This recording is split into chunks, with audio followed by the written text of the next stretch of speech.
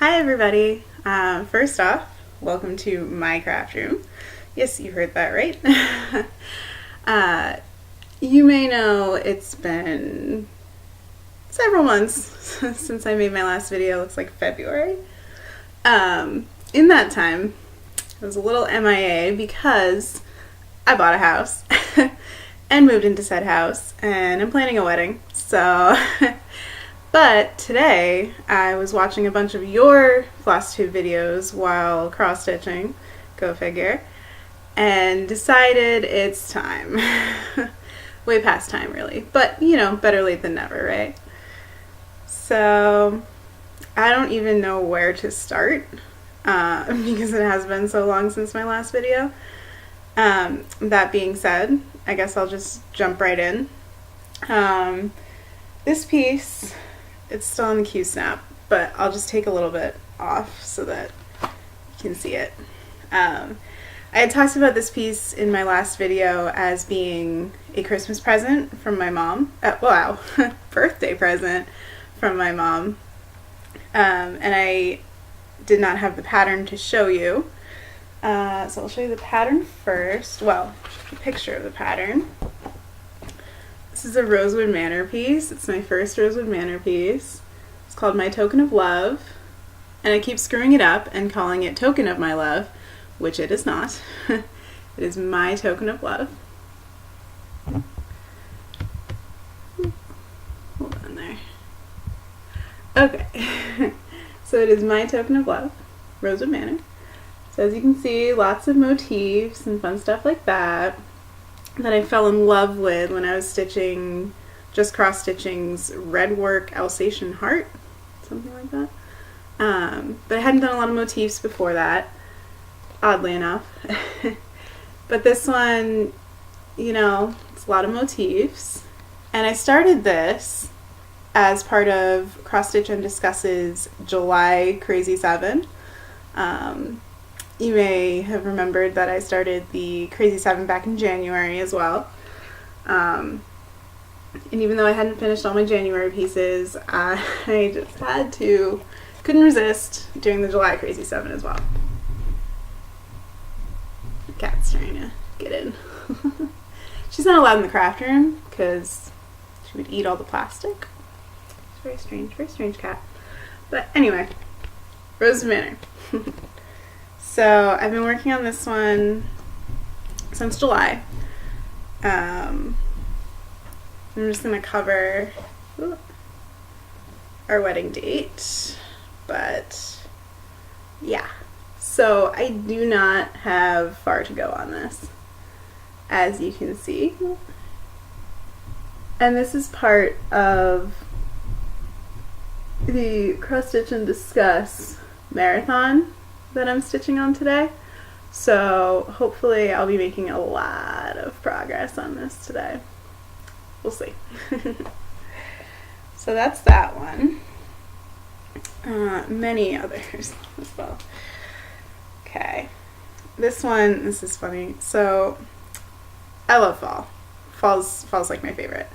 So pretty much as soon as it turned September, I was like, yep, it's fall. So I'm watching like Halloween TV shows, Halloween movies, all the above. So I was like, I need a Halloween cross stitch. So this is the start. It doesn't look like much yet. But I will show you the pattern. This is from Just Cross Stitch. And it is, here it is. It's this guy in the bottom. You see that? There we go. So it's done on a variegated fabric there, or well, hand-dyed fabric there, and it's done in black, but I had these scraps left over of black even weave from my Fern Frond bookmark, which is done, so I'll be showing you that later. But so I just decided to start it on white with the black even weave. So I think that's gonna be a really nice look when it's done. if I don't run out of space on the side. But it was more just a fun thing. Of course, now I'm kicking myself because I just found a whole bunch of black Ada in my stash. So I could have done it on that. I may start it over on that, or do a different Halloween theme on that one, but we'll see. Next, this was also part of the July Crazy 7. Like I said, I'm getting married soon, so this is the traditional wedding sampler. This is from the June issue, June 2016. So, I really just got it, but very traditional, as it says in the name. But very traditional with the lettering and the pretty swans. But this one, for the fabric choice, I goofed a little bit, and I thought that the fabric I picked was pretty close to this. As you'll see, I've learned my lesson from my Mirabilia, that I should really pick the recommended color of the fabric, but I tried on this one to get it as close as I could. Here's what I ended up with. So I got a linen because who doesn't love a sampler on linen? And here's how far I've gotten. Several bands down now. But I ran into a problem because a lot of the colors were not showing up on this fabric. So I had to change the yellow, and ironically it's not really showing up on the video now, but it was nearly identical to the fabric itself. So I had to change that yellow, and I also had to change the color that H is out of. It was very similar to the yellow, so I had to change it to that lavender, which I think is nice, but I'm running into issues because the next band is it's lowercase letters that have shading. So they're actually two shades of similar colors, and I've screwed up because I need to kind of fudge the colors now because this was initially yellow. So like the letters that are going to be this color, I really have to just probably pick a different purple to go with that, which won't be too hard, but it's just annoying because I like doing, you know, the stitching as written. So, which is funny because I've totally been watching like Blimey Cat Stitches all day, and she's way more creative in terms of patterns than I am. But yeah, I like just stitching what's written. I think it's relaxing for me. But anyway, I say after showing you that Halloween one on the different fabric, but I mean, what can you do? I should not pile all this on top of each other. I'm gonna put that one over there. Okay. My next piece I also talked about in my last video. This has been one that I've been wanting to start for a while. My fiance is very patriotic and I like to cross stitch, so I thought this was the perfect combination. This is Bygone Stitches One Nation. So I think it's really cool because the stripes are the states, which is awesome. So this I started with the July Crazy 7, and I know it's huge, so I figure this one's gonna last me quite some time. But here's the only progress I made on it. So this is the corner of the blue part, obviously, very blue. But it's going to be a huge piece, so. And I'm really not working on this too much because I want to get the wedding samplers done before my wedding. or at least, you know, the same year as my wedding. I'm realistic. Maybe. But, alright, the next piece I also talked about in my last video. This is the Mirabilia Maidens of the Seasons. So here's summer, wow, spring and summer. But I had talked about, I'm doing all 4 of them on the same fabric, so I talked about having trouble picking the right fabric for it, but I ended up with, picture this, plus Carnival, I believe this is. So it came and it's a little more purple than I expected, but I think it's still going to be fine. Oh wait, I might have the name wrong. It's not Carnival, it's Crystal Bellina.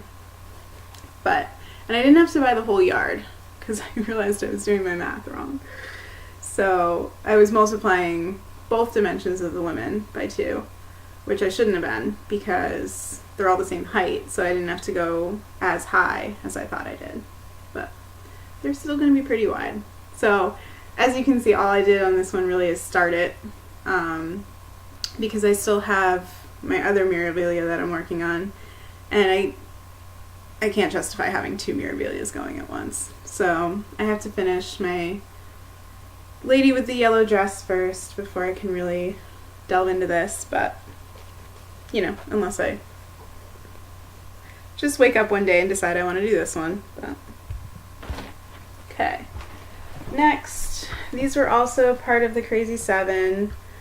It's funny, I don't really remember the names. It's something about like Christmas in the Furs or Snow in the Furs. I think something like that.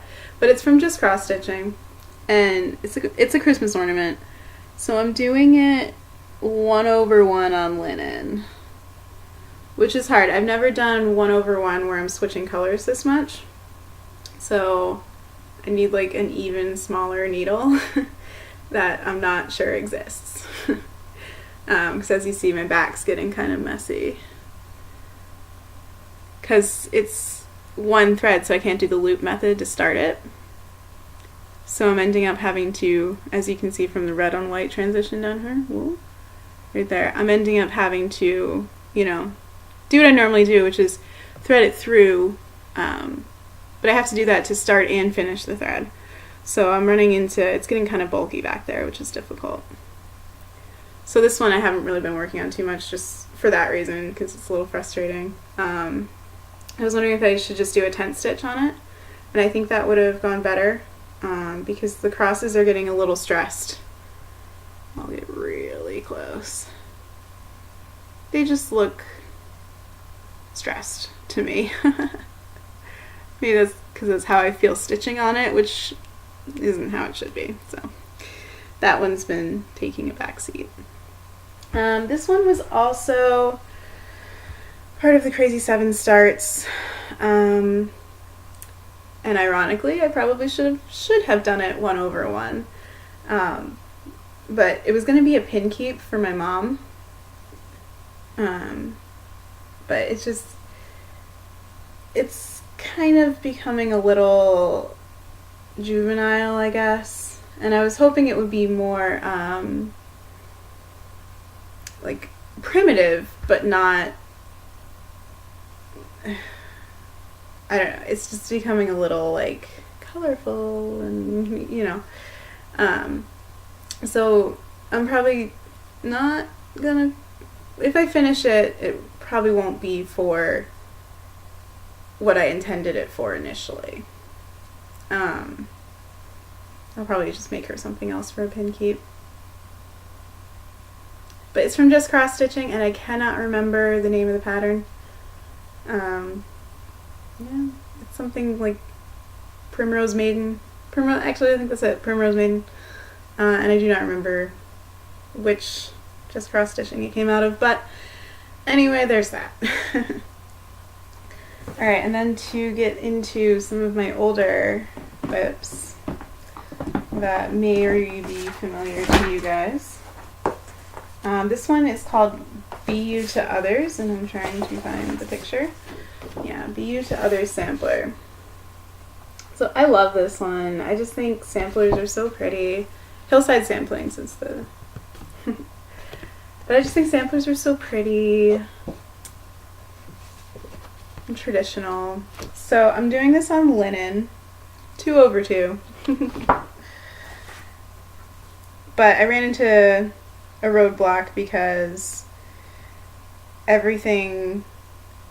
I don't like to count too far on linen.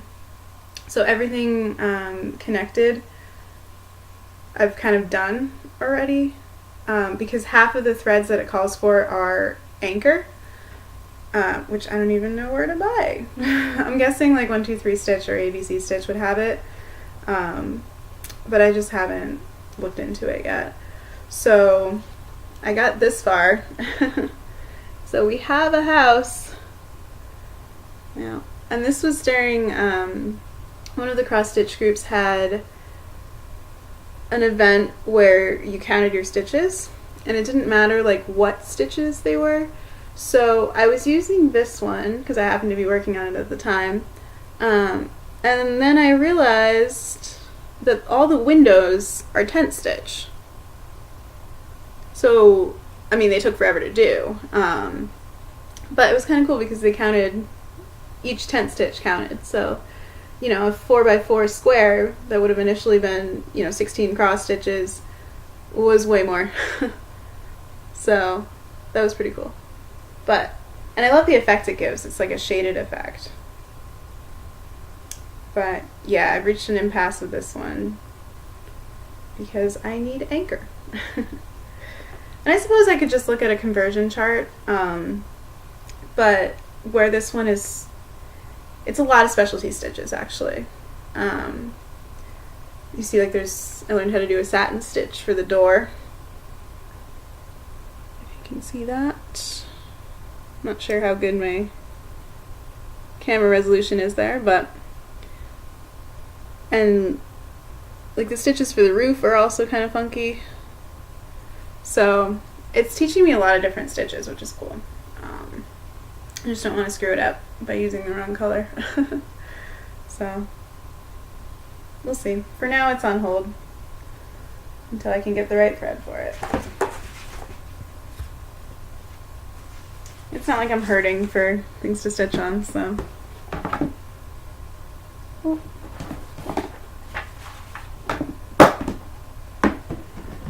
Okay, and this one, I'm going to show it to you. I don't know how much I've really gotten done on it. This is a Candemar Designs, the old mill in October. So if you watched my previous videos, this one I've been stitching on for some time. It's a full coverage piece. It's my first full coverage piece, and I don't know, I'm finding that full coverage is a little more stressful than I thought it would be. So, but I was able to work on it during the event that I was just talking about with the counting the stitches. I found it a lot easier to count stitches on a parked piece where I'm doing a 10x10 block, because then you can just be like, yep, I did 100. And I didn't want to guess or estimate my stitches because I just felt like that was cheating. So yeah, I felt more comfortable working on the 10x10 blocks, because then I could be like, here, this is what I did, you know. But yeah, so that's a lot more, I think, than the last time I showed you. Still a lot to go. As you can see, there's the house, but I'm happy with the progress. I think it's slowly but surely getting there. Very slowly. But as Blimey Cat Stitches said this morning, it's one cross at a time. They all count. So there's that one. Next, this one I have been working on pretty much on overdrive. This is my Mirabilia Rose of Sharon. So for an interim there while we were buying the house, we moved in with my in-laws, which was fun. and I was able to bring, well, all of my stuff was packed up in the basement, including my cross stitch stuff. So I really tried to not go in and just stitch on this, stitch on that. I really tried to stitch on, you know, kind of the same thing, and also not make too much of a mess of my mother-in-law's house. So this was one of the pieces. This was my Mirabilia Rose of Sharon. So this was one of the pieces that I stitched on pretty much continuously. And look how much I got done. So her whole dress is done, as well as much of the arch. And this is where I ran into problems, because I love the sky blue fabric, but it's called for on more of a gray. So the pillars, if it's gray fabric, it's fine because they look gray, you know. But with it being on the blue fabric, and you can't quite tell on the video, but with it being on the blue fabric, like I end up with these weird splotchy areas where if it was on gray fabric it'd be fine, but because it's on the blue fabric it's just a little funky for the pillars. Like these pillars on this side at least are pretty much done, so I don't know, but I kept going because I think really I'm probably the only one who will care. So yeah, but there it is. This top part took a long time, and I still have, this was the easier pillar that I did first, so I still have to go down the other side, and there's a lot more roses on that side. Can you see it? Yeah. So there's going to be a lot more roses over here, and then she's got some flowers behind her, but so close. So I just haven't really been stitching on her a lot. You know, with Mirabilias, it's a lot. It's a lot of, you're either parking or changing threads a lot, so I just took a little break from her. And I had stitched on her a lot continuously. So there's that. But alright, is it time for finishes? I think it might be. I'm sure I'm forgetting some of my whips, but I think that was pretty inclusive, so I may have mentioned in my previous videos that I was interested in sending some things to the fair this year. So I ended up doing it. It was kind of a frantic rush to the finish, if you will. But oh, I can't wait to show you guys this one. It was so much work. Let me just get everything closer.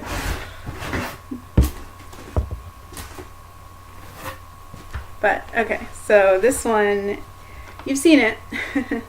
It's Summer on the Farm. And it was in just cross stitch. I don't remember, August 2015, I want to guess, but I could be totally wrong on that, so please forgive me. But I had finished the cross stitching, and then I took a break because there is a ton of backstitch on this. And I'm not going to say I don't enjoy backstitch, but to me I'm like, well, the cross stitch is done, so like I kind of feel like the piece is finished. But the backstitch really made it pop. It's amazing.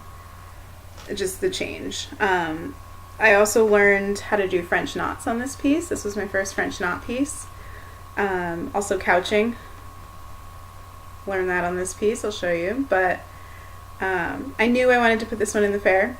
So as it got closer, I was like, okay, like I need to wash it. I need to get it framed. And because I spent so long on this, this was the first piece that I did get professionally framed. Just because I didn't trust myself. And it was full coverage, so... Oh yeah, so I guess I'm lying when I say, like, the house is my first full coverage piece, because this one's also full coverage. But because it was full coverage, there really wasn't room for error on the framing, so I got it professionally framed. But here it is. Ugh, I love it. Plus it was just so much work, so to have it like professionally framed and looking all pretty and hanging in my house, it just gives me like the impetus to want to finish like everything and get it framed. So, but I will come in closer here because there's so much detail. And again, color choice of fabric. This is, I want to say 14 count white Aida.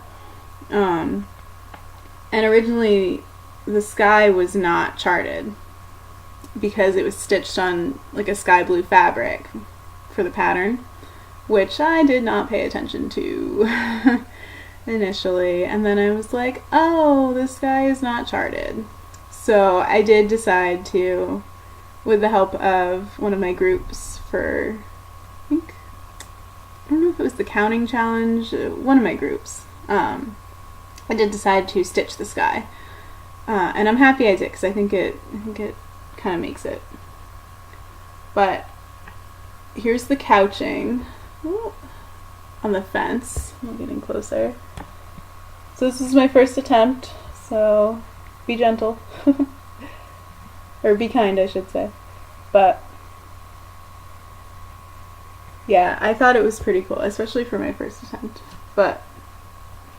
And you can see like how much backstitch there really was on this piece. But it's just so cool. And there's the French knots in the garden. The yellow. The quilts. And the house. And these bushes. Oh my gosh, these bushes. So much effort. But I love the cows. They're so cute. All the little ones. But yeah, this piece was a lot of different color changes very frequently. So, I mean, it was almost a headache in that sense, but I love the effect. I do. But it has made me hesitant to start any other pieces by the same designer, just because it was a lot of color changes, which is not necessarily something I like to do while stitching. But I mean, you can't argue with the effect. Like, how cool is that? So, and like all of her pieces, when I see them in Just Cross Stitch, I'm like, man, I really want to do like all of those. But then I realize, I'm like, oh, it's because there's a million floss changes. That's why they're so awesome. So it does make me kind of reevaluate whether it's really not worth the effort, because oh my gosh, it totally is, because they're gorgeous.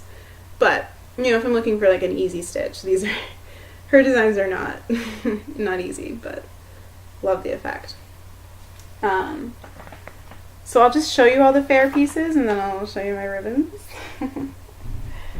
But, oh my God, and then I'm going to have to let my cat out because she is just really wants to. Now I've forgotten the designer. It was a older pattern book, like from the 80s. But I was going through a little Amish phase. I was reading a bunch of Beverly Lewis and that kind of thing, so I just couldn't resist. And this is 1/1 on Gingerbread Linen, I believe, from Picture This Plus. And I really do love the Gingerbread Linen. Like, it's such a cool color, especially for this piece. And I think it's still cool. Like, I don't think it's dated, even though it's a pattern from the 80s. You know, sometimes you run into, like you think it's going to be cool, and then you stitch it up, and you're like, oh, no. But I think this one's cool. I think it works for what it is. But, yeah, this one was a lot of fun. It took a lot longer than I thought. Again, 1/1. Took a lot longer than I thought, go figure. But, yeah, pretty happy with how it turned out. I framed it myself, obviously. Which didn't really work out too well. I might turn it into a cube. if I ever decide to do that. But for now, it's what it is. But there's that one. And then this one, I'm actually using it as a bookmark right now, but here's my Fern Frond bookmark, all finished up. And this one also was a lot of backstitch. There's my initials and the year. I tried to take a page out of everyone's books and because it's a bookmark. Anyway, I tried to get prettier with my initials. So, yeah. I don't know if that was okay because it was in the fair and they had to judge it, but they didn't seem to mind, so. But, yeah, lots of backstitch, which you wouldn't think, but, yeah. There were some quarter stitches in there too, but finishing it was actually pretty easy. It was just a backstitch border all around it, and then you just cut the fabric and shredded it to the border. So that was pretty easy. I'm all for easy FFOs. But the back, I wasn't sure if I wanted to finish the back, like put some felt on it or something, but it's just for me, and I think it turned out okay on the back there. Not perfect, but okay. So those three went to the fair. The Fern Frond bookmark got first place. And I couldn't believe it. I was like, what? Like, I wasn't even sure I would get ribbons. I didn't know what to expect. But yeah, so cool that the bookmark got first place. Which surprised me because I really expected the farm to do a lot better than it did. The other two got second and third. I can't remember which one was which. I do have pictures, but I suppose it doesn't really matter. But yeah, I did expect the farm to do better, and especially because it was so much work. It kind of surprised me. But yeah, I don't know. It was in a category of cross-stitch pictures 12 inches and under. So I think that was a pretty heavy category, because that could be pretty much anything, you know. So, oh well. But I was so happy. The Fern Frond bookmark is the last one I saw at the fair, and I was like, I got the ribbon. So I was pretty excited about that. But anyway, then I have one more finish to show you. So this was part of the July Crazy 7. I want to do, it's a set. It's a four pattern set, if we want to call it that. I think it's Teacup Herbs. I really should have done my homework before doing this video, but just cross stitch. It was over 2 editions of the magazine, but here's the first one I did. So this is Time. And I think it's by the same woman who did the farmhouse, the Summer on the Farm, but again, don't quote me on that. But so this was not that much cross stitch, really, in the grand scheme of things, but check out the back stitch. It really made it pop. So cool. So I'm wanting to do all 4 in the series and probably frame them like all next to each other. So it's got a stitched frame, like a Greco-Roman kind of inspired frame. But I didn't do that because I think it would be easier to find, you know, a frame with 4 windows for something where I'm not constrained by the outer frame of the stitching. So, but yeah, so I have 3 more to do in that series. And I would guess about the names of the herbs, but I would probably just get it wrong. So this is Time. Yeah. But so the one other thing I wanted to show you is a start I have planned for Halloween, because you know it's totally fall. It's definitely still summer, but it's in my mind it's fall, so it's time to cross stitch Halloween theme. I had picked this one up. There's a LNS. It's not close to me at all. But I'd gone on a special trip and picked up a bunch of kits. It was my first time going to an LNS, so I was just like, I need all of these. I need one of everything. But I limited myself. But it's actually worked out, because I'm still stitching on a lot of the things that I got back then, and it was, I want to say, over a year ago. Well, definitely over a year ago. I forget if it was last summer or the summer before even. But so this is one of those pieces that I picked up that day, and it'll be my first Glendon Place design. What's it called? Sleepy Hollow. Sleepy Hollow. But I've seen some people stitch this up, and I think it's just, I don't normally go for like creepy Halloween, but I think it's still cute enough that it kind of works. Yeah, I think it's not scary to me. I started watching Sleepy Hollow while I was ordering it. It's a new TV show out, and that was too scary for me. But I was like, I don't think the pattern's going to be too scary, so yeah, I think that's cute. And so I ordered the fabric for this, and I really should have ordered the floss from 123 Stitch at the same time, but I did not, so silly me. So I'll probably have to go and actually go to the craft store to get the floss for this, but yeah, or maybe I could at least start it with stash. We'll see what happens. But yeah. And then I also ordered the same day the Just Cross Stitching Halloween edition this year. I didn't get the one from last year, and I really think I should have. So I ended up ordering it this year. Ooh, this calls for Krennic. That could be fun. I've never used Krennic. Just heard you guys using Krennic. But yeah, so I'm pretty excited about this one. And I'm hoping the fabric gets here in time for me to start it before I start going crazy with pumpkin spice lattes and whatnot. But yeah, it's fall. It's time for Halloween stitches. So anyway, that's all I have for you. So I do apologize about my long absence, but it's been very hectic.